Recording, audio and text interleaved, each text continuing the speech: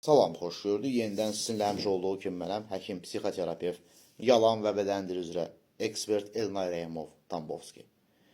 Narsist zülmkar insan başqalarına nəyə görə zülm edir? Narsistdə iki kimlik mövcuddur.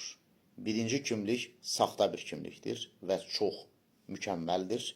İkinci kimlik isə əzik bir kimlikdir və gizlidir, bilinmir.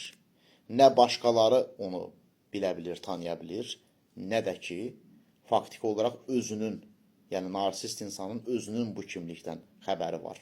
Bütün bunlar hamısı şuur altında gedir bu proseslər. Yəni narsist eyni zamanda ağıllı nə etdiyini biləndir manipulyasiya mövzusunda, idarə etmə mövzusunda. Amma eyni zamanda da bütün bu proseslərin nədən qaynaqlandığını bilmir. Elə ona görə də narsist özü aslı vəziyyətə düşməmək üçün başqalarını özündən aslı vəziyyətə salır. Narsist özü dəyərsiz hiss etməmək üçün başqalarını dəyərsizləşdirir.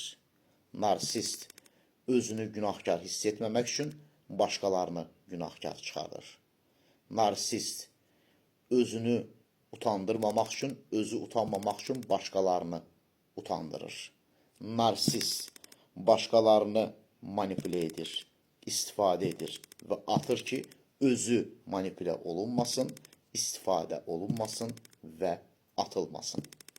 Yəni, bu mükəmməl olan kimlik sadəcə bu əzik olan kimliyin üzərini ört-basdır etmək üçün bir psixoloji müdafiə mexanizmidir.